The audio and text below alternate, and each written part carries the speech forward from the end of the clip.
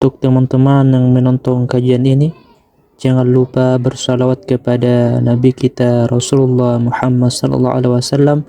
Allahumma salli ala Muhammad wa ala ali Muhammad. Sallallahu ala Muhammad sallallahu alaihi wasallam. Dan kekasih Allah itu masih ada sampai hari ini di bumi. Masih ada Pak hari ini di bumi. Siapa kekasih Allah di bumi yang Allah selalu memandangnya? Ketika orang ini masih ada, Allah biarkan bumi bergerak. La taqumu sa'ah hatta la yuqalu fil ardi Allah, Allah. Tidak terjadi kiamat kerusakan di muka bumi sampai tidak ada lagi yang mengatakan Allah. Allah. Jadi di Lombok lagi rame Pak. Teman-teman saya yang ahlu sunnah punya seorang tuan guru yang mengatakan ada seorang wali Allah kasih tugas jaga gunung gitu. Dianggap musyrik oleh seorang yang tidak mengerti bab ini. Oh enggak ada yang diurus, yang ngurusin si gunung itu malaikat. Iya, tapi malaikat itu ngurus karena ada yang lebih utama di situ, yaitu seorang waliullah. Apa dalilnya? Itu hadis Muslim yang saya bacakan barusan. Tidak terjadi kiamat sampai tidak ada yang membaca Allah, Allah. Berarti ada wali Allah di gunung itu yang membaca zikir Allah. Apa kata dia? Oh, itu maknanya bukan zikir Allah, Allah. Itu maknanya menghormati hukum Allah. Loh, itu namanya penjelasan hadis. Lafaz hadisnya nggak ngomong begitu kok. Kok giliran kayak gini pakai penjelasan pribadi? Ya, walaupun itu ada dijelaskan Imam Nawawi, tapi kan juga ada penjelasan Imam Sya'rani, Imam Abdul Hasan Syazili, bahwa itu zikir beneran Allah, Allah Pak. Tidak terjadi kiamat sehingga tidak ada yang berkata Allah. Yang berkata itu manusia bukan? Manusia. Berarti yang nahan bumi ini bertahan malaikat atau manusia? Yang jaga bumi ini tetap untuk bertahan lestari malaikat apa manusia? Itu maknanya. Itulah bab al-walayah al-kubra, kewalian besar. Mereka dititipi Allah untuk jaga bumi. Jadi nggak usah khawatir Pak, corona ini mainan Dajjal ma Imam Mahdi. Jadi mereka lagi main perang-perangan ya, tapi perang kondisi. Pra malhamah kubra. Nanti akan ada satu perperangan besar. Barangkali boleh kita sebut perang dunia ketiga. Tapi masanya ya kita nggak tahu lah, apakah 50 tahun lagi, 30 tahun lagi, 20 tahun lagi, jangan-jangan 10 tahun lagi. Kita nggak tahu, jangan-jangan lebih awal. Karena kita tidak tahu, kita nggak boleh cocok logi dan sok tahu. Oh Ustaz, ciri-cirinya udah cukup. Ya, kecuali antum ahli ilham. Kalau ahli cocok logi nggak boleh ngomong ya. Karena ilmu ini bukan ilmu munasabat murni, bukan ilmu cocok logi, dia ilmu zauk ya. Ada rasa yang Allah turunkan ke dalam kalbu manusia yang berzikir Allah, Allah tadi. Baik.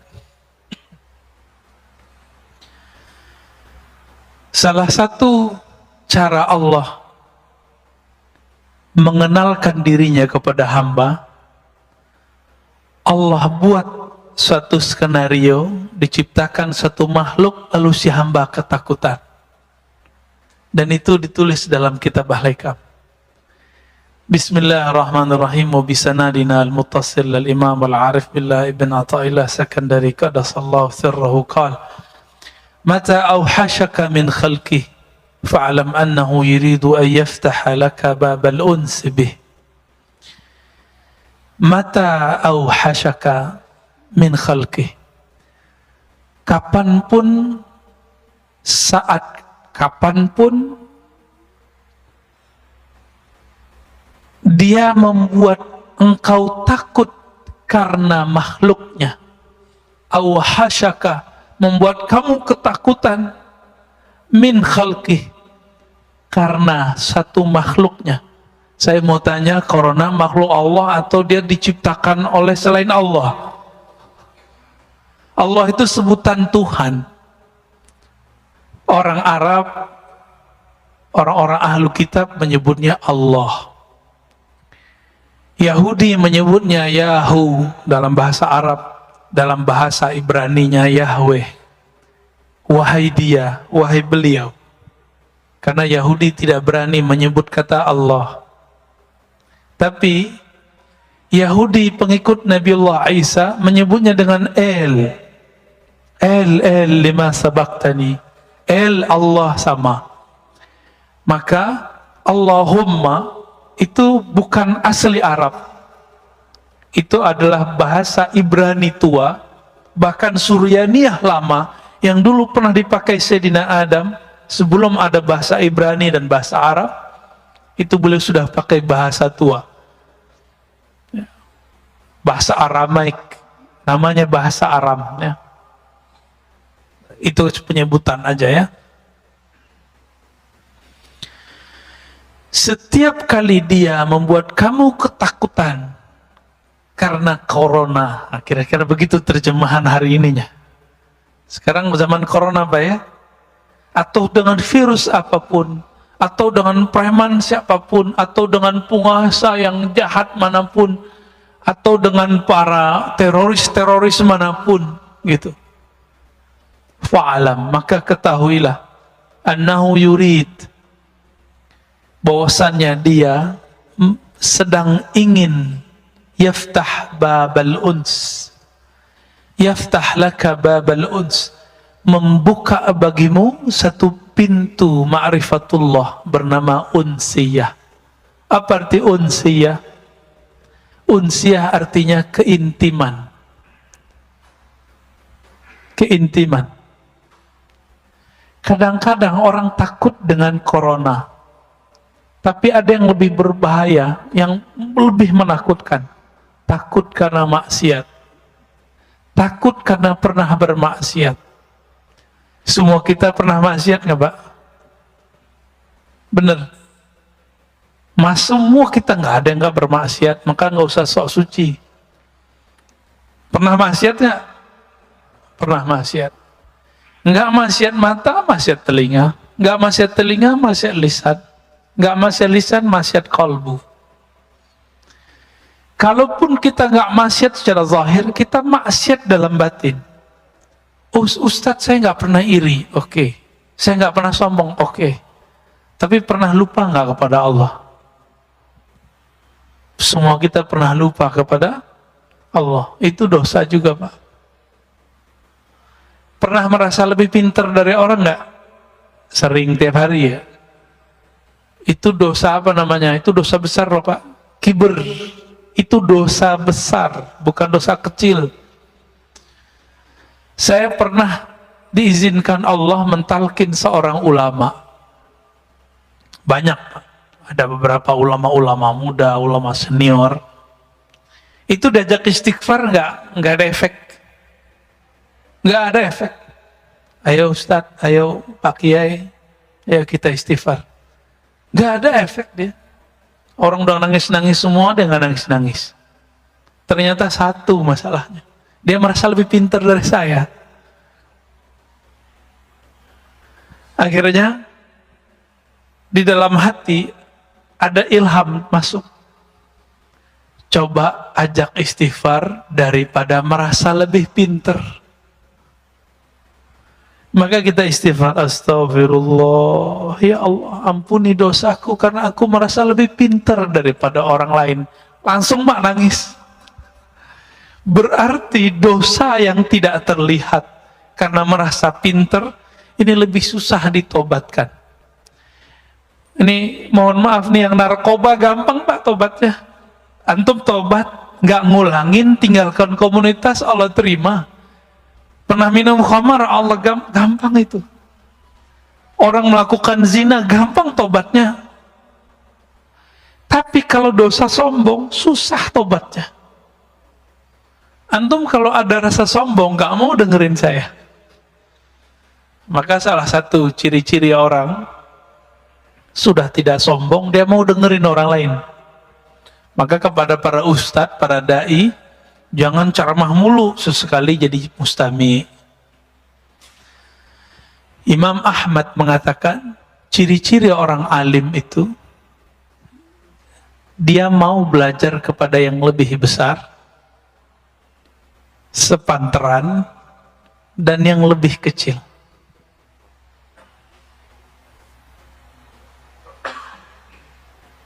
Gimana? Udah pernah belajar sama yang lebih kecil belum? Belum ya?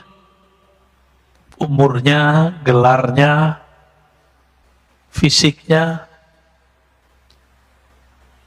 belum ya? Jarang ya? Jarang. Kalau umur sering, tapi kan gelarnya tinggi. Yang umurnya kecil, gelarnya nggak segede kita, Pak. Pernahkah kita mau dengerin? Nah, maka kalau para da'i, para ustadz, jangan khutbah mulu tiap bulan. Harus ada satu kali sebulan, dia nggak dengerin khutbah, dia dikhutbahin orang. Nah, syukur-syukur di rumah dikhutbahin bininya ya. Jadi apa yang Allah sedang mau kenalkan kepada kita? Unsiyahnya, keintimannya dengan kita. Uns itu lebih dekat dari qurb, kedekatan. Uns itu sudah mesra. Pernah, ini ilustrasi biar gampang. Anak-anak kita, kalau ketakutan dia nyari siapa? Ayahnya. Ayah gitu terus dipeluk kan? Kita gemes ngeliat begitu, dan itu bikin rindu mau pulang ke rumah. Bener ya? Itu bikin rindu, Pak. Kadang-kadang kita gak rindu mamanya, ya? Yang bapak-bapak ini rindu sama anak kecil ini. Nah, ini namanya uns, kemesraan kalau dia seumuran, keintiman jika dia sudah sangat dekat, ya? Keakraban jika dia sudah sangat akrab. Sudah akrab belum dengan Allah? Allah itu ngomong, wa nahnu aqrabu ilaihi min hablil warid. Kami ini akrab kok dengan kamu. Kan artinya akrab kan bahasa Arab tuh akrab. Kami ini lebih akrab daripada kamu, daripada dirimu sendiri. Hablul warid. Hablul warid itu kan diri kita sendiri. Nggak usah diterjemah harfiah. Maka salah satu nikmat yang Allah berikan saat ini, saat corona ini adalah nikmat unsiyah. Sebelum keluar doa dulu nggak? Biasanya dulu keluar aja kan. Sekarang ya Allah jaga aku dari corona. Kayaknya kecil amat. Emang virus itu cuma corona? Banyak Pak virus selain corona. Saya nggak kena corona kemarin, kena batuk, kena flu sebulan yang lalu.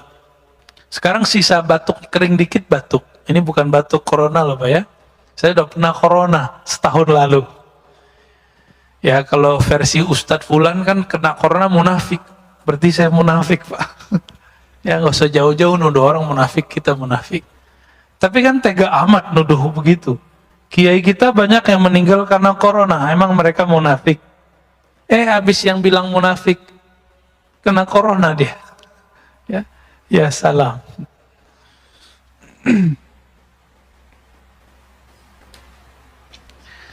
Nah, kita mundur. Khairu awqatika. Sebaik-baik time yang kamu punya, waktu yang kamu punya. Jadi time itu bukan jam. Jadi sekarang 5:32. Bukan itu. Itu namanya jam dinding, Mbak. Jam sholat. Waktu itu adalah satu nafas yang kita tarik, satu nafas yang kita keluarkan. Itu yang disebut waktu. Berarti waktu kita sebenarnya lebih berharga daripada cuma 1 detik, 2 detik itu. Apa kata beliau? Waktu kamu bernafas, yang paling bagus adalah waktun tashhadu fihi wujuda faqatik. Saat-saat jika engkau melihat engkau lagi butuh kepada Allah Subhanahu wa taala. Engkau memerlukan perhatian penjagaan Allah Subhanahu wa ta'ala. Sebelum keluar rumah, berdoa, ya Allah, jagalah saya. Allah itu senang tuh sama orang yang begitu. Dan itu waktu-waktu paling indah. Bapak sholat 100 rakaat, tapi nggak ada rasa memerlukan perhatian Allah, membutuhkan bantuan Allah. Itu lebih baik doa yang tadi, Pak. Itulah alasannya kenapa doa musafir lebih utama daripada doa-doa orang biasa. Karena orang musafir ini dia takut mati. Saya pernah kasih contoh beberapa tahun lalu, di sini juga. Awal-awal naik pesawat, dari awal naik sampai turun, zikir nggak putus-putus kan? Naik kedua, setengah putus. Naik ketiga, lupa, malah nonton, main handphone. Benar ya? Kenapa? Karena kita sudah terlalu biasa. Jadi manusia begitu. Nah, doa-doa yang dulu kita baca saat kita ketakutan naik pesawat, itu doa pasti sudah dikabulkan Allah 70%. Saya sudah hitung, Pak, doa-doa yang saya baca saat itu Allah udah kasih hampir semua. Tapi pas kita naik pesawat sekarang biasa aja. Ya. Rasa takut muncul lagi pas turbulen. Jadi kita ini takutnya tidak pernah permanen. Takutnya selalu biasbab, bil awarid, dengan sebab-sebab luar, belum permanen. Kenapa?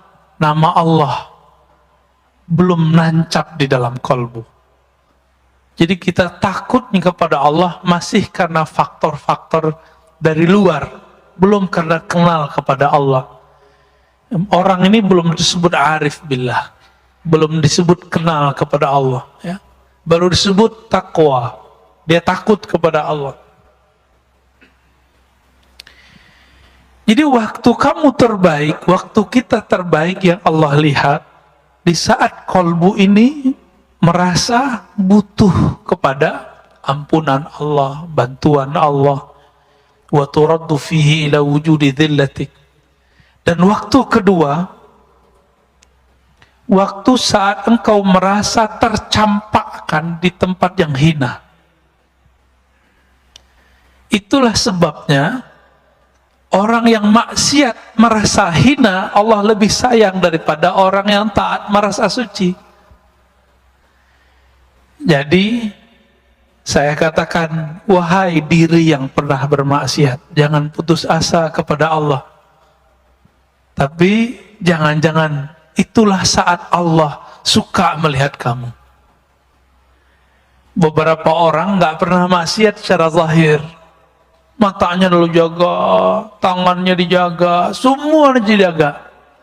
Kalau ngelihat ada orang berdua-dua, dia bilang, wih, najis, setan. Tengahnya ada setan. Kan hadis begitu.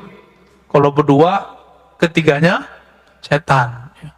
Ada yang buka aurat dikit, ahli neraka. Jadi panitia neraka dia, Pak. Kan dia sudah punya daftar ahli neraka, ahli neraka, ahli neraka. Maka Islam yang dia kenal, Islam neraka.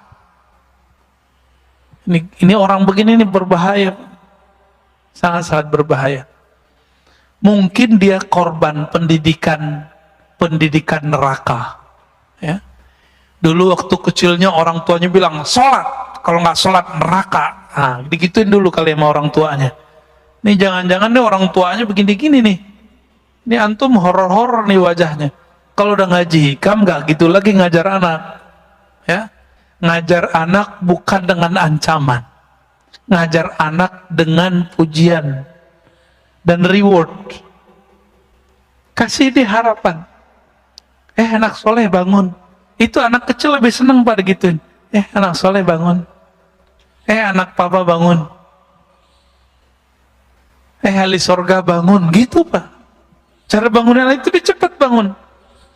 Tapi kalau kita bilang, kamu nggak sholat, neraka lo gitu ya. Itu anaknya bangun langsung pikiran dia. Anak-anak korban begini nanti jadi patian neraka. Ya.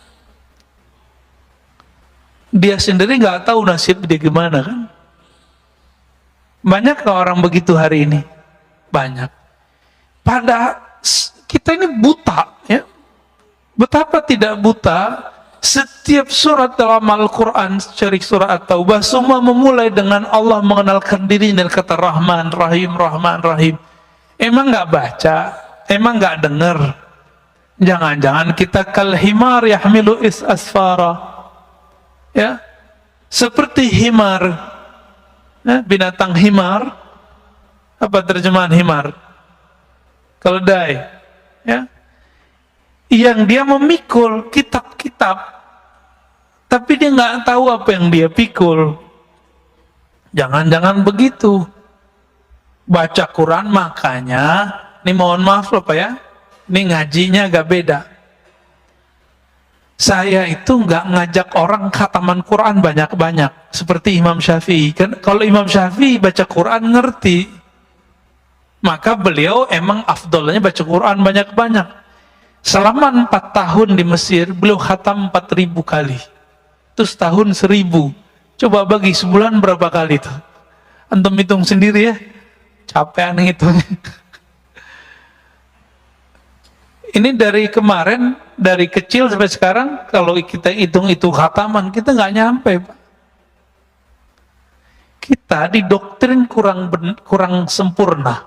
Doktrinnya sudah oke, tapi kurang sempurna. Habis baca Quran, belajar Quran, khataman, berhenti ngaji Quran. Seharusnya langsung masuk ke ngaji makna Quran. Dulu, waktu saya masih MTSN, SMP, selesai khataman, saya belajar ke kampung di seberang, jadi kita ada 20 menit ke sana. Saya ketemu seorang buya, seorang ulama, dia ngajarin terjemahan Quran. Setiap Rabu, malam Kamis kita belajar nerjemah.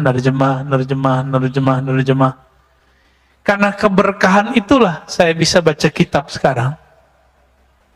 Ya. Padahal nggak nyantri seperti teman-teman pesantren ya. Saya nggak nyantrinya di surau aja, pindah surau, gitu-gitu aja udah. Nggak pernah nyantri seperti teman-teman, kecuali setelah kuliah. Pas kuliah baru saya masuk pesantren. Ya. Tapi teman-teman di pesantren, karena korban pendidikan kurikulum neraka, ya, kurikulum ikop, dikit-dikit diikop, akhirnya udah nyantri 6-7 tahun gak bisa baca kitab. Karena sekolahnya tegang. Sekolah itu harus tenang, anak-anak terus cinta. Jadi ketika beberapa tahun setelah saya bisa baca kitab, teman-teman yang belajar kitab gak bisa baca kitab pada dari pesantren. Nanya, enti kok bisa baca kitab? Tipsnya apa? Jawaban saya cuma satu, cinta. Kamu sudah cinta belum dengan kitab yang kamu pelajari? Sudah cinta belum dengan guru yang ngajarin kamu? Jadi saya nggak pernah ngapalin Pak selama berapa tuh ya, 6 tahun itu bahasa Arab nggak ngapalin. Anak kelas 3 ya, mau mereka ujian, itu mereka datang mau murojaah kitab dengan saya. Padahal kita baru kelas 1 dan kelas 2. Apa rahasianya? Cuma cinta. Saya cukup ingat kitabnya, ingat guru yang saya sukai itu, bukan cinta fisik. Cinta ilmunya. Itu langsung ingat semua terjemahannya, maknanya, lembaran-lembarannya.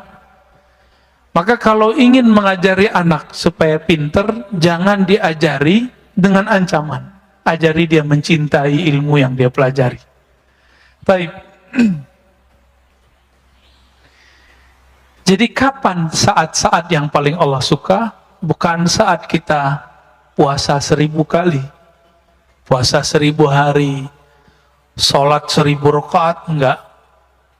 Allah sangat suka kepada hamba 2 saat.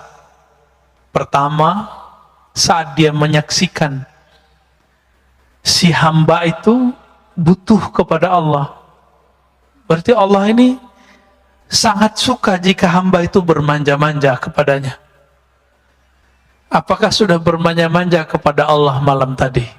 Belum ya? Kita merasa kita pinter ya. Hebat, saya bisa lo tahajud. Orang begini Allah nggak suka lihat, Pak. Tapi ketika dia bangun, alhamdulillah ya Allah, Engkau bangunkan aku. Ketika sujud, dia mengatakan, ya Allah, malam ini banyak orang yang tidak bisa sujud. Sekarang Engkau takdirkan, Engkau gerakkan kepalaku untuk sujud.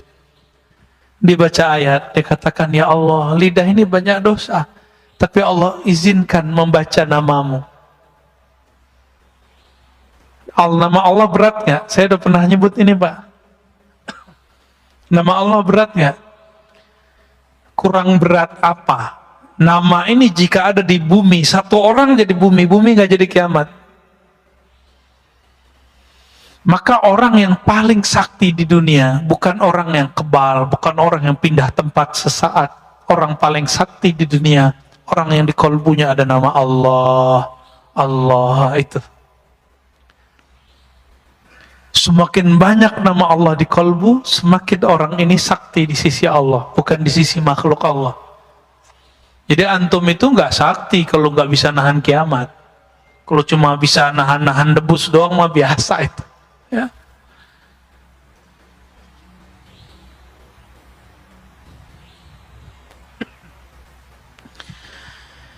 Lalu apa gelaran orang? Gelar orang yang merasakan 2 hal ini.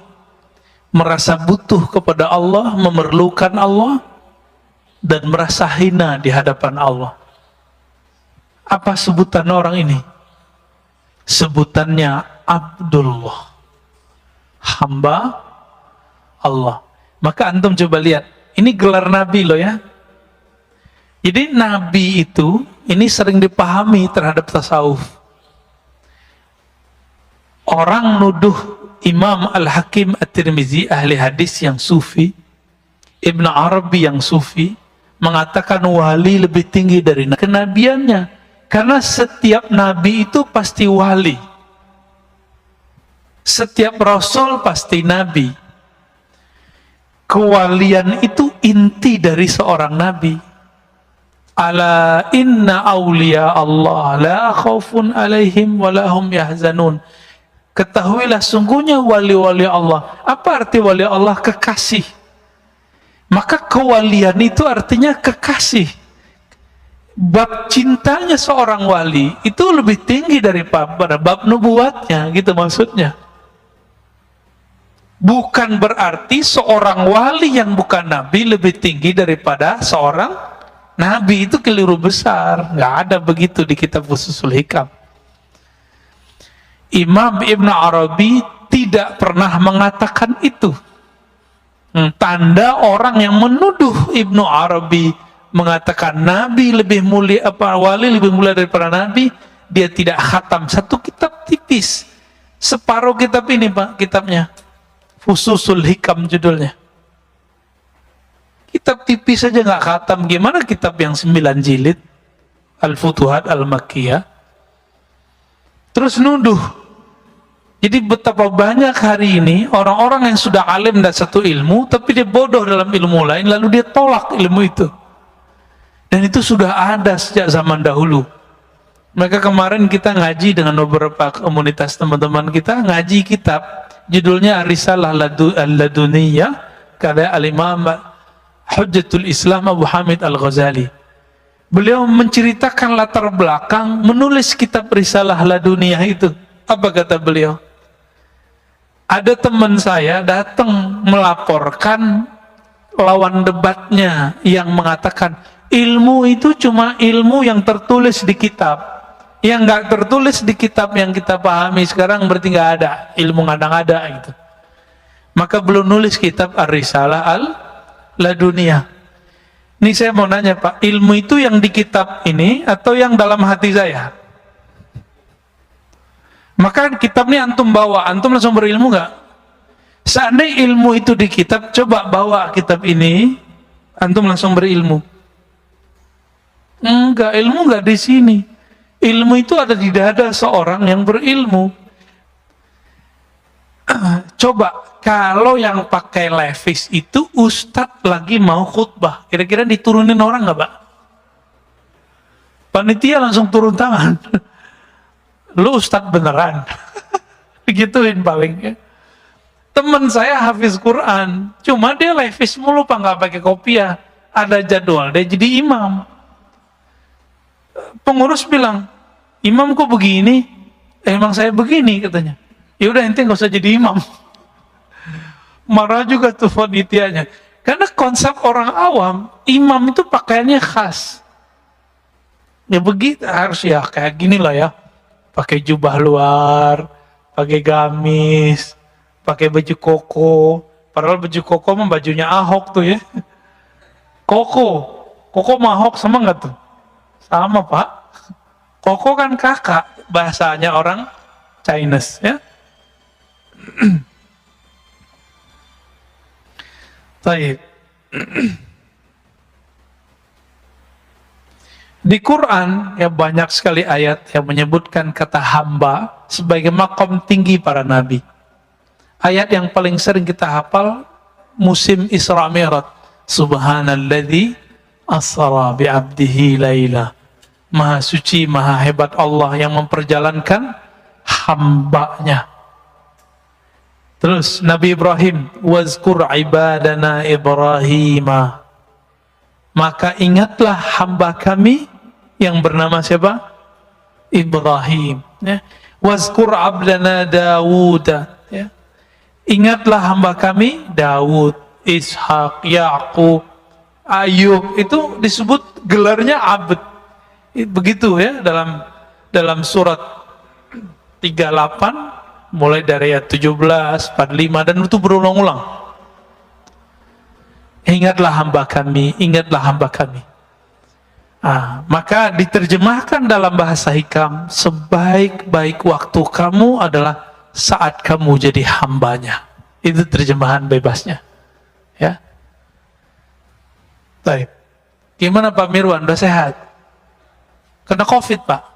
Munafik dong. Kata orang sebelah, Pak, kalau kena COVID munafik. Kalau saya dituduh gitu nggak marah, Pak. Emang saya munafik. Saya tahu diri saya munafik.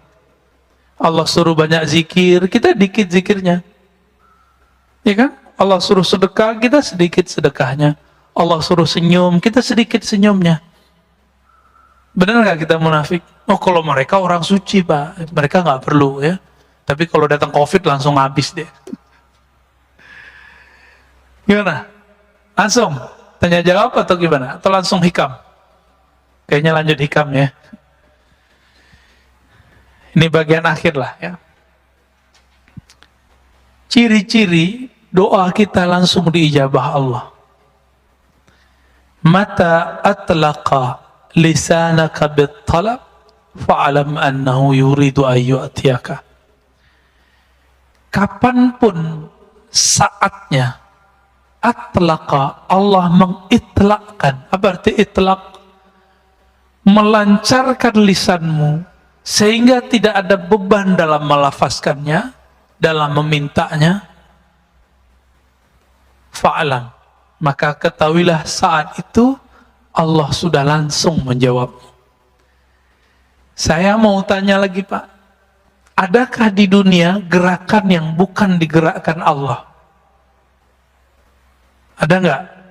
Kalau ada berarti ada Tuhan selain Allah. Gimana? Jadi yang gerakin kita doa itu siapa sih? Allah. Kita usaha, mentok, pusing. Tahu-tahu kita ada aja jalannya. Yang membuka jalan itu siapa? Kita atau Allah?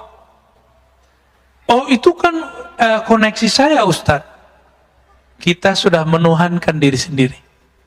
Hati-hati. Afara'aita man ittakhadha ilahahu hawa.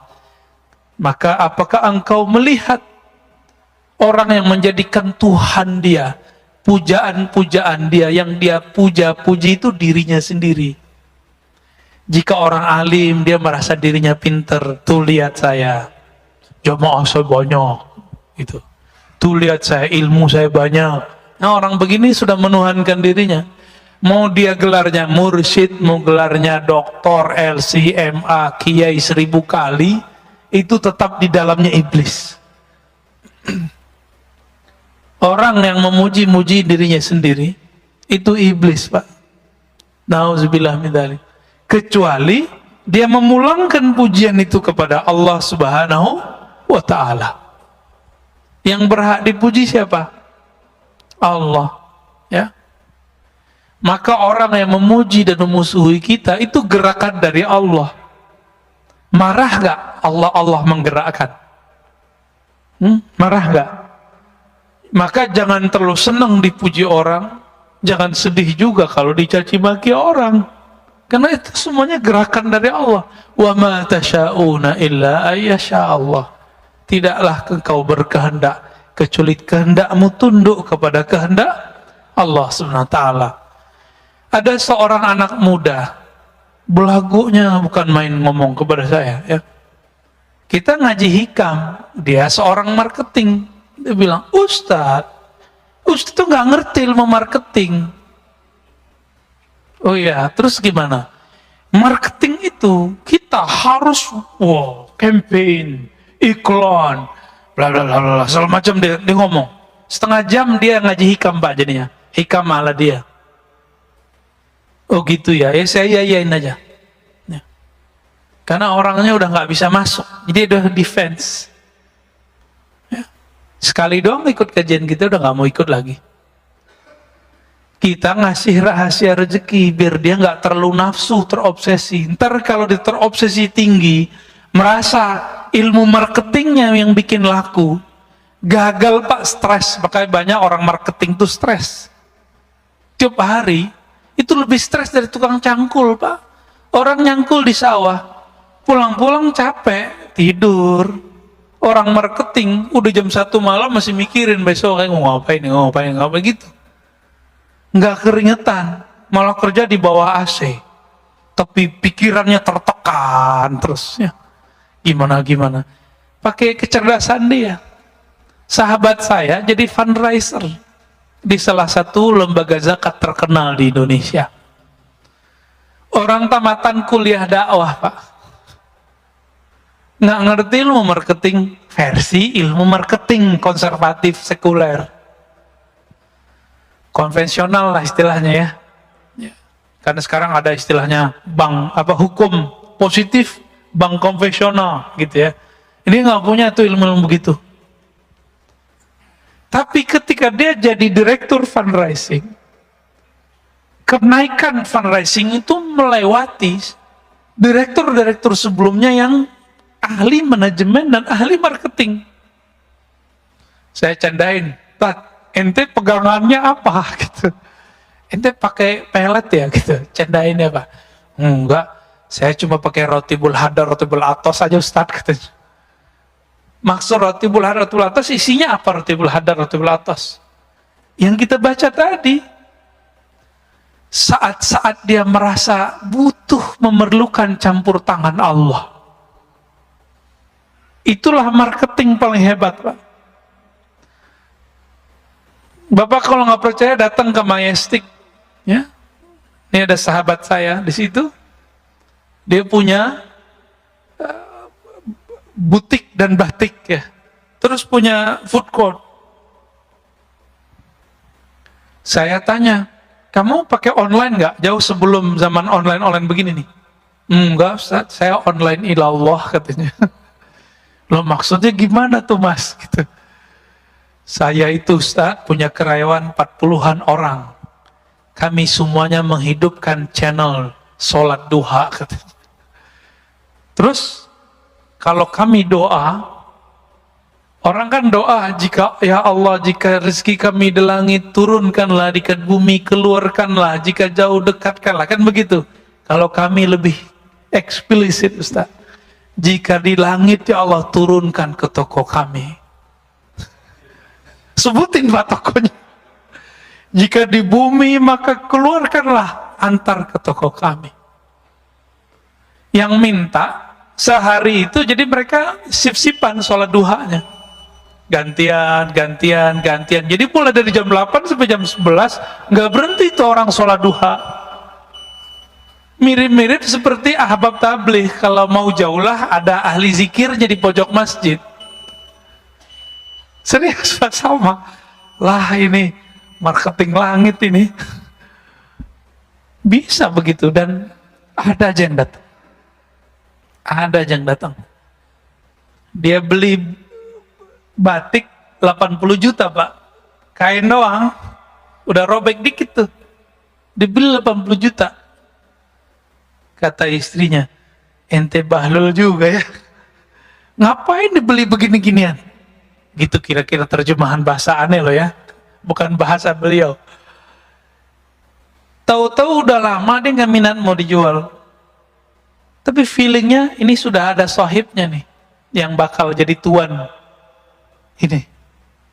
Ternyata tiba-tiba ada orang Chinese datang.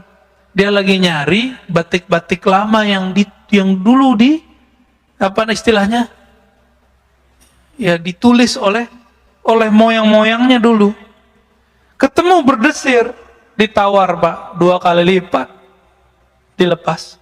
Tadi 80 sekarang jadi 160 ya, kurang-kurangan dikit lah. Kenapa? Online ilallah. Orang nggak mau mikirin yang begini. Cuma 3 tahun kebeli sekian toko dia.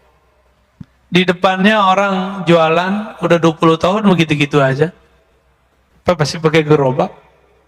Kita nggak ngeremahin siapa-siapa Pak. Ini berbicara marketing langit. Ya. Yaitu. Nah, inilah ilmu pengasihan tertinggi. Ilmulah ilmu jalbur rizq. Apa jalbur rizq? Kan orang-orang usaha ini nyari-nyari itu kemana-mana. Antum gak usah kemana-mana, nyarinya ada di kamar kita, ada di atas sajadah kita. Jadi yang usaha, nih, gak usah ijazah-ijazahan antum, gak usah datang ke kiai mana. Kiainya gak musyrik, antumnya yang musyrik. Ya, ntar dikasih raja-raja, dikasih minum-minum yang ada raja, ntar banyak lagi jin dalam badan kita kan. Ntar dikasih apa simbol-simbol jimat. Dianya nggak musyrik karena dia tahu ini cuma simbol aja. Tapi antum jadi musyrik karena kemudian menduakan itu. Ilmu ini ada Pak, ilmu wifiq namanya. Imam Ghazali pakar ilmu itu dan beliau ahli tauhid. Beliau tahu mana yang tauhid, mana yang tidak tauhid. Cuma yang nggak ngerti bilang itu syirik kan. Dia lupa. Imamnya Ibnu Taimiyah, imamnya Ibnu Qayyim tuh ngerti ilmu ini. Dan Ibnu Qayyim membolehkannya dalam kitab Tibbun Nabawi, menganggapnya sebagai tib nabawi. Tapi dia hilangkan istilah wifiq. Jimat nggak ada istilahnya. Istilahnya diganti dengan kaf al-kitabah. Cari Tibbun Nabawi, antum kalau nggak percaya lihat di kitab itu. Sudah ada terjemahannya kan? Bab kitabah, tulisan, gitu judulnya. Malas baca sih ya, dari dulu aneh udah sampein soalnya. Jadi kadang-kadang kita makan dulu masih mahasiswa, makan, masuk warteg, masuk rumah makan fulan, masuk resto. Saya tuh nggak nyaman Pak kadang. Karena tiba-tiba saya mata itu liar aja ngeliat sudut mana, ternyata di situ ada raja. Ternyata di ujung mana ada jimat. Nah itu bikin gak nyaman tuh makan di situ. Ya.